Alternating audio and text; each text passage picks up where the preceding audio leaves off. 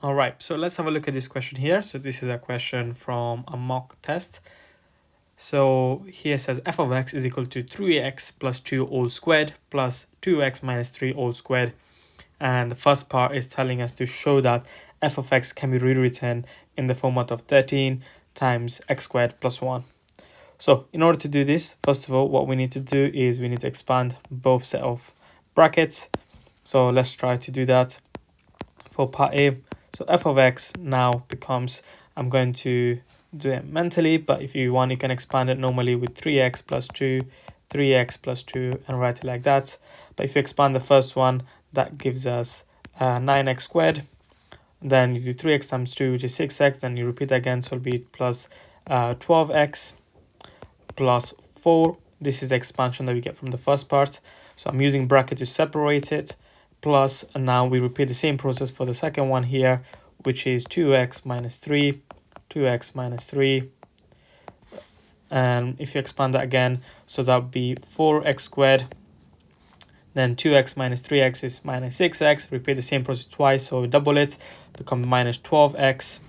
That'll be minus 3 times minus 3, which is plus 9. So we finished the expansion, so now let's simplify it. So 9x squared plus 4x squared gives us 13x squared plus 12x minus 12x, they just cancel out, so we can get rid of them like that. And 4 plus 9 gives us plus 13. So we expanded it, we simplified it, now we can factorize it out, the number 13, as is in common in both of them. So if you take out 13 out, so that gives us x squared plus 1. And that shows us that we get the same answer as they're telling us to show. So that would be the answer for part A. Nice and easy, straightforward. For part B, so it says hence find the minimum value for f of x. So this might be a bit tricky, but they're using the word hence, so that means try to use the answer from the previous part in order to try to answer this question here.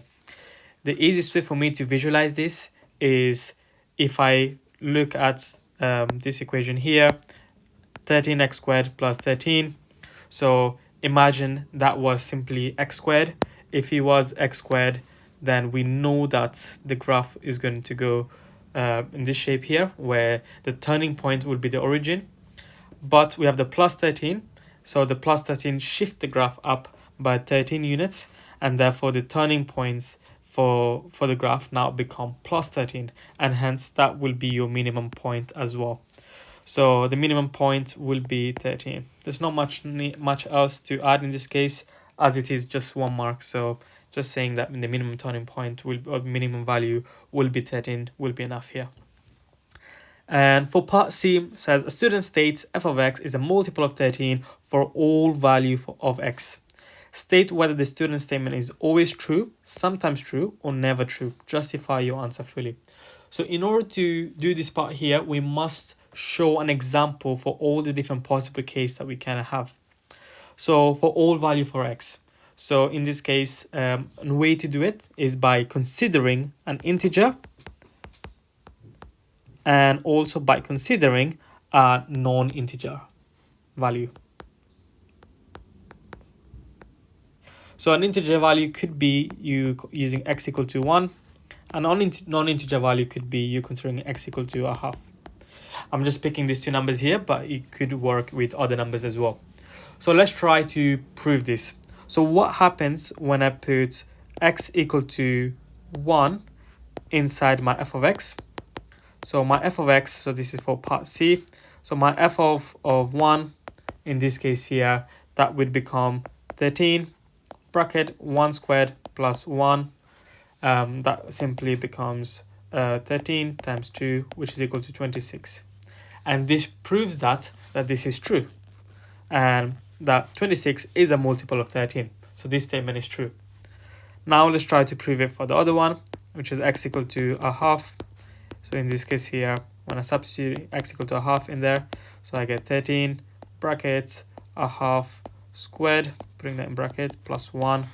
So if I simplify this down and I put in a calculator very quickly, that gives me an answer of 65 over 4. And 65 over 4 is not a multiple of of 13, and this shows us that this is not always true. So we can say that this is sometime true, and that's it. And that would be your final answer for the second part, for part C. That would be your question 1 done. Any questions, let me know in the comment.